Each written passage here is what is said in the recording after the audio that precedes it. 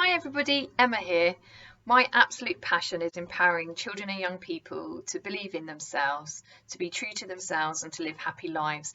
And I currently do that through one-to-one and group coaching of children and young people and support and training the adults around them, be this parents, carers or professionals. It's my absolute honour to be doing a short video for young carers via MYTime. I was a young carer myself, which led to me feeling really passionate about working with young carers when I was an adult, and I worked for about 8 years on the Young Carers Project in Brighton and Hove. We had some fantastic celebrations during that time, one of which was designing a new assessment process for children and young people as a carer, which was actually quite rare back in that time. We're going back about a decade. Where I designed it so the questions were child friendly. It showed an importance to your education, to your social life, and also another success at that time with the project was many young carers were being asked to leave Young Carers projects at the age of 18, which I just thought was awful, because adult services were mainly targeted at OAPs supporting a loved one, as in their husband or wife. So I campaigned.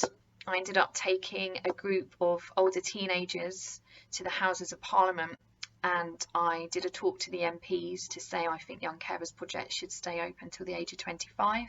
I worked with some sociologists and they put together a study, and now it just humbles and delights me that so many Young Carers projects are supporting those up to the age of 25. So that's a little bit of my background, and just to say, I know as young carers we are all different, we all have different personalities.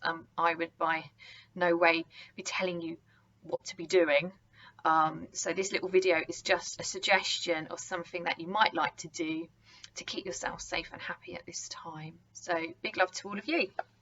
So what I thought would be a great activity, as it's something that I've had great feedback from, is about making yourself, I don't know if you can see that, an isolation safety shield.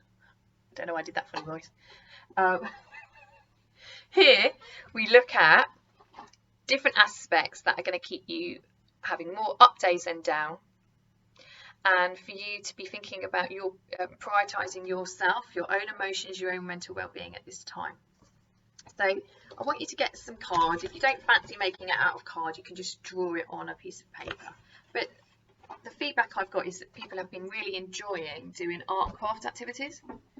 So get yourself some card, draw yourself your safety shield shape. That looks a bit like a prefect badge. You might want to do a circle. Somebody earlier did a heart, whatever you like. Cut it out, and then I want you to divide it into 4 sections. So you can see here I got a bit creative and ripped up some tissue paper that I had stored away in a box somewhere.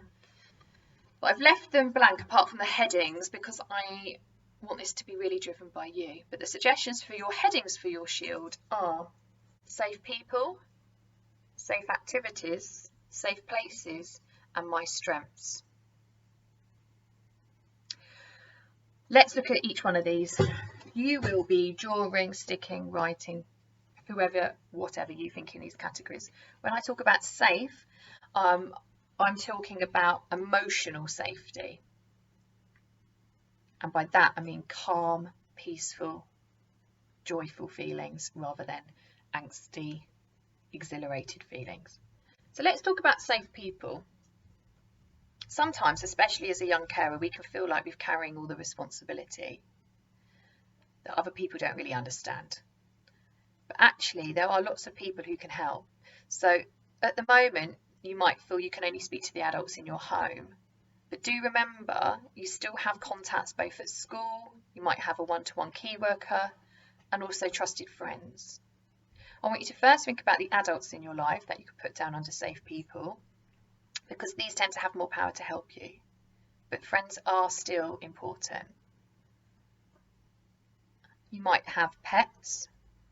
They might not answer back, but I've been helping my neighbours out with their dog and I find him great company. So think about who you might put down here Think about, can you let go some of the responsibility? Who could you trust to talk to? Safe activities. Now, often people might put, oh, I like rock climbing or whatever as their escape activity. And obviously our activities have shrunk. We can only be doing stuff in our own home. But you might find you enjoy doing art. Some people can lose themselves in their schoolwork that they're being set, particularly if they've got favourite subjects: photography, maths, cooking. You might like doing some online activities, singing, Joe Wicks, meditating. There's lots, I know lots of teenagers are loving the apps that you can get for mindfulness. Have a think about what your safe activities are. Safe places. So what I'm hearing from lots of families is that you can really feel like you're on top of each other. So I want you to think about, as a family as well, not just individually, where are all your safe places? So it could be your bedroom, it could be your bed, I've heard the toilet, the lounge. People have been making dens in their garden. Where are your safe places? Do other people know that's your safe place? What do you like to happen in your safe place? Do you like quiet time? Just really think about your space. Personal space is really important, and having the confidence to vocalise what you write on here with those in your household is really key for you to feel emotionally safe and happy and up. And we could all do with a bit of time out now and again. Strengths. What are your strengths? So as young carers, we often develop amazing strengths. I know my experience as a young carer gave me really good empathy skills, compassion, kindness, listening skills, and it definitely influenced my career path. I was always a bit fed up of people presenting it sometimes as doom and gloom, being a young carer. And don't get me wrong, there were times where I thought, oh, it's not fair, I want to do whatever my friends are doing. But I learned so much as a young carer. And I know, I'm able to do a lot of great things because of the skills I learn. So think about the strengths as a young carer, but also what else? Are you good fun? Can you make an awesome cup of tea? What would your friends say? What would your family say? It's not showing off. It's really important that we celebrate our strengths, and at times that are tough, that we remember them. And once you've made your shield, I want you to put this in a real visual place. Now you might want to keep it private, but put it near your bed, in your diary. Because these things, all these areas, and remembering these areas, are what's going to keep you safe and happy at this time. It's really important. So there's just a suggestion as an activity. You might want to do it on your own, you might want to do it individually, you might want to do it as a group, as a family. But I'd really recommend it because I've had some fantastic feedback. So I hope that's been useful. I'd love to see them if you do make them.